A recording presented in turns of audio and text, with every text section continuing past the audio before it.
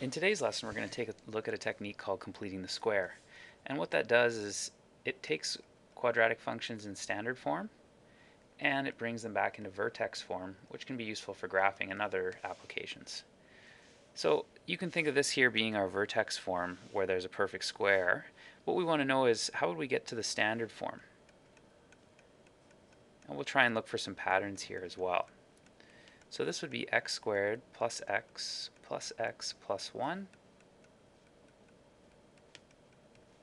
And here it would be x plus 3, x plus 3.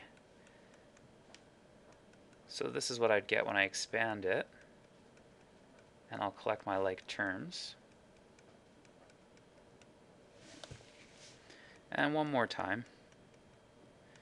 And we'll look at these three here and see if we can find the pattern.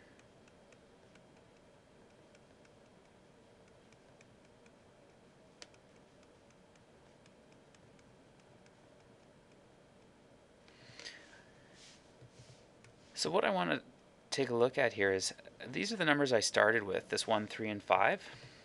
And I ended up over here with 2, 6, 10, and 1, 9, 25. So that's where we're going to look for a pattern. So let's start there. If I have 1, and on this one I ended up with 2, I had 3, I ended up with 6, then 5, and I ended up with 10. So if you can see the pattern here when I expand it is that this number here is going to be double, so times by 2.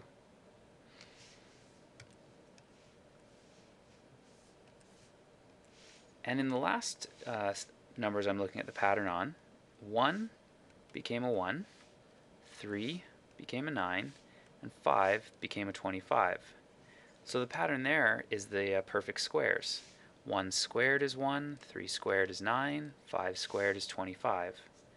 That means the pattern here is to square that last number.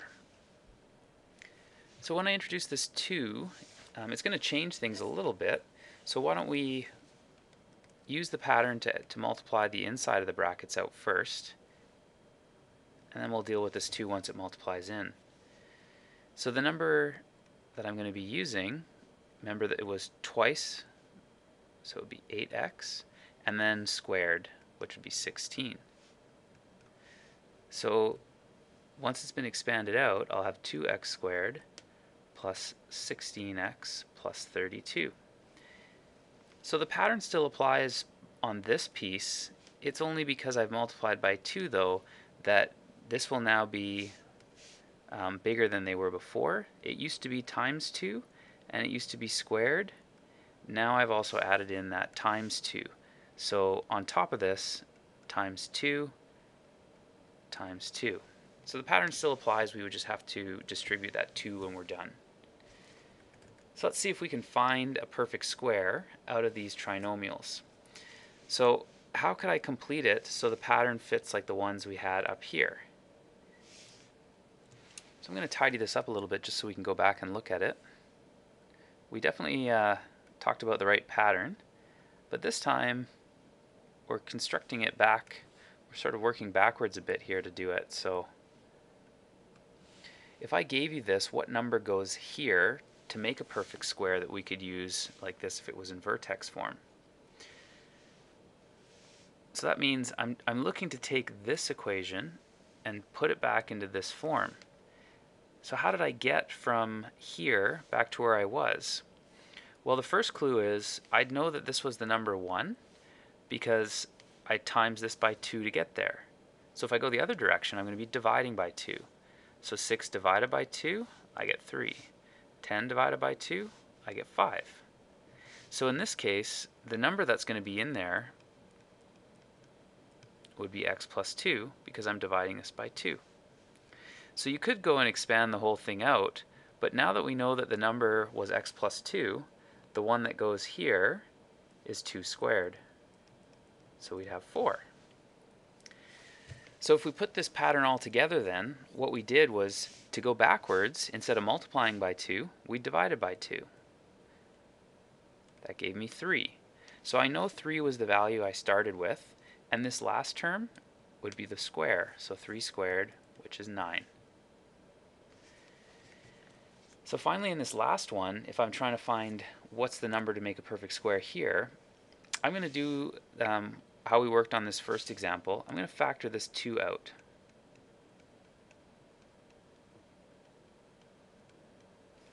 So the way the pattern would go is, now I'm going to just look at the inside. The pattern is going to apply. So I'll divide it by 2, gives me 1, and then 1 squared is the number here. So that'll just be 1.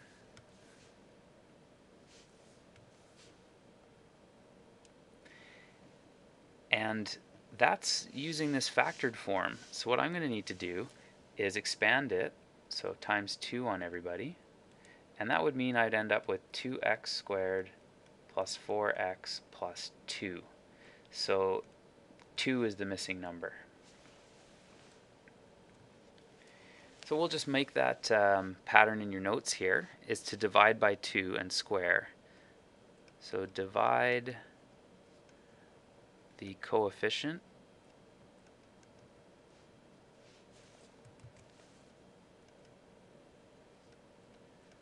of x by 2 and square. So I'll give you another example here. If I had x squared plus 10x and I wanted to know what goes there, dividing by 2 is 5.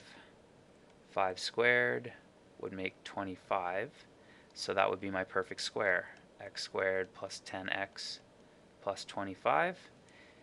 And that number 5 tells me it would have been from this piece. So when we have a constant term that's already there and we want to make a perfect square, we kind of can do that. And what I'll show you is we're basically going to ignore this 6 for now. So I'll just wipe it out, and we're going to just do this process, like I said, of wanting to complete the square. So that means I'm going to have x squared minus 6x to think about. And I'm still going to keep that 6 because I can't change the equation. So I'm just going to write it over here. Put some brackets, keep that separate, and plus 6. So the way that I complete the square is to use this pattern, divide by 2 and square it. So divide by 2 is 3, 3 squared is 9, so I'm adding 9.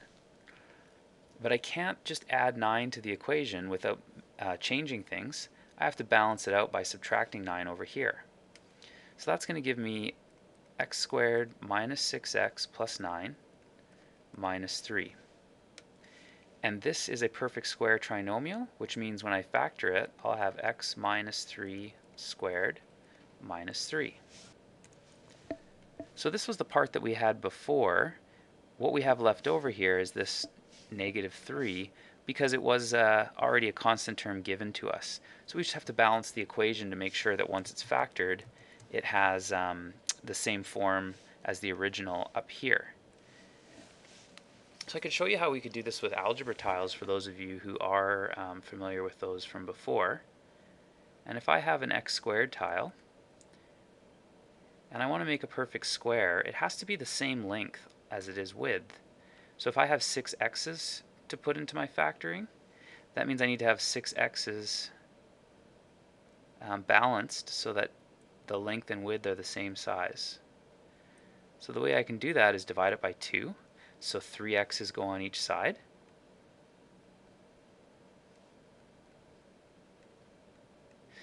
So that way, so far, I have the same length on either. And we were already given six individuals to begin with. So 1, 2, 3, 4, 5, 6. So I'm missing these pieces here. And if you remember the way this works, you want to add 0 to your problem. So what we would do is, if this is what I've been given, then that's as much of the perfect square as I can fit in.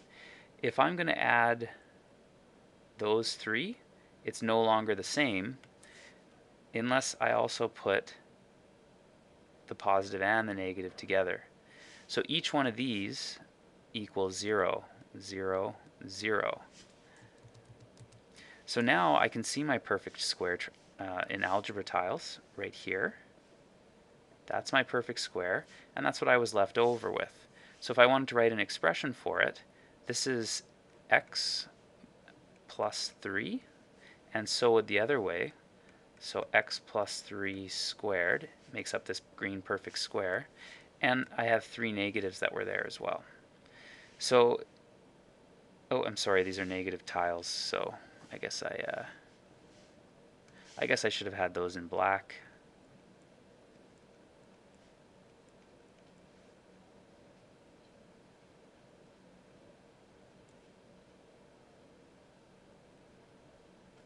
So the only thing that's going to change is it's no longer x plus 3, it's x minus 3.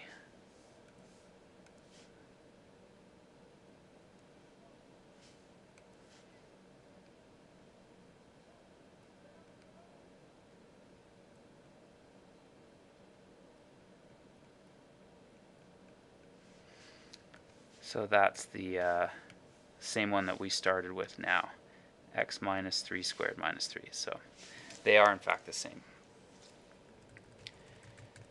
So for completing the square, it's not likely you're going to want to use algebra tiles to do this, but we are going to go with the pattern as I mentioned, which is to divide by 2 and square. So this one here would become a 4. Once I square it, it would become 16. So that's what I have to add in order to balance this out. So I'm going to get x squared plus 8x plus 16, and the 20 is still part of this problem here. Adding 16 has changed it, so I balance it out. Now the equation is equal to what it was before. So this I can factor to x plus 4 squared, and there'll be plus 4 left over. So what you're probably going to want to try doing here is pausing it and trying the next one on your own, and then once you restart it you can see how if your answer matches up with the one I have. So here we go. If I divide by 2, I'm going to get negative 1, and then I square it, I'll get 1. So this is what I'm focused on, and I'm just remember going to forget about the 5 for now. So I'll have x squared minus 2x plus 1. And that 1 that I just added needs to be balanced, so I have to take it away. That'll give me x minus 1 squared in factor form, plus 4 when I collect those like terms. So this is the same as the one I started with, but the one I started with was in standard form, and this one here is in vertex form. So now I can answer things like what's the vertex, minimum, maximum, those types of questions that we've already talked about. So what we're going to do now is deal with what happens when there's a number in front of x, just to practice. So again, what I'd encourage you to do is just think about these ones and ignore that other number for now. So the way I'll write it down is I'm looking at this piece.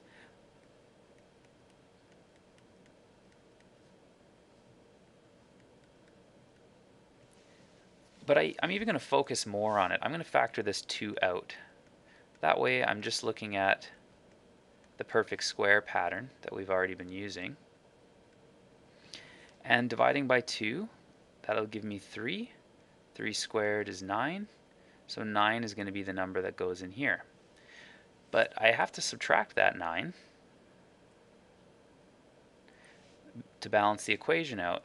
And this time it's actually more than 9 that I added, because it would be 2 times 9 that I added, which is 18. So I have to subtract 2 times 9, this number in front, in order to balance things out. So I'll just tidy this up to be times 2 times 9. So if I factor this, that perfect square will be x plus 3 squared. And 25 minus 18, that's going to be 7. So there's the perfect square when you have it in a number in front, like the 2x squared. Now the next question is not any different, other than the fact that we're taking out a fraction, and that tends to cause problems for students. So just to give you an idea of the practice involved there, when you're factoring out, it means you're dividing everybody. So when I divide everybody by a half, that's what I'm going to get in factored form. So half x squared divided by half, that's why I just have x squared left here. Then I'll have negative 7 divided by a half, and that's 14. And I'll just leave the 50 here to tag along with us as we keep completing the square. So divide by 2, and I have 7 squared is 49. So 49 is going to go in here.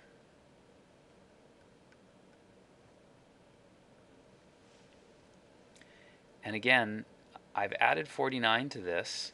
I have to balance things out, so I have to subtract the 49. But it's not as bad as I thought, because it's not at 49, it's 49 times a half. So that's how much I've had to balance it out. That means here I'm going to have 1/2 x minus 7 once I factor it. And this will be 50 minus 24.5.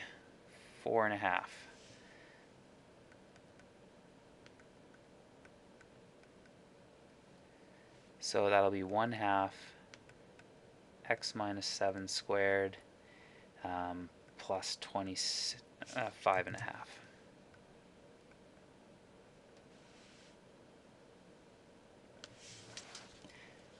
The next two use negatives.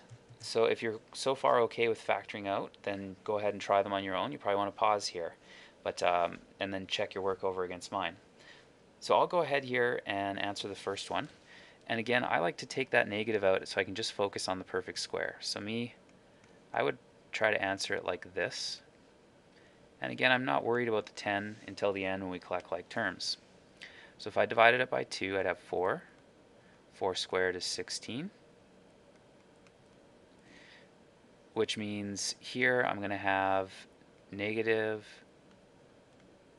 x minus 4 squared minus 10. And I have to balance it out. I have to take away that 16 that I added in. And this time I'm multiplying by -1. So really, I'm not adding 16, I'm subtracting it. So together, minus the negative, I'll be adding it. So this will give me negative x minus 4 squared plus 6.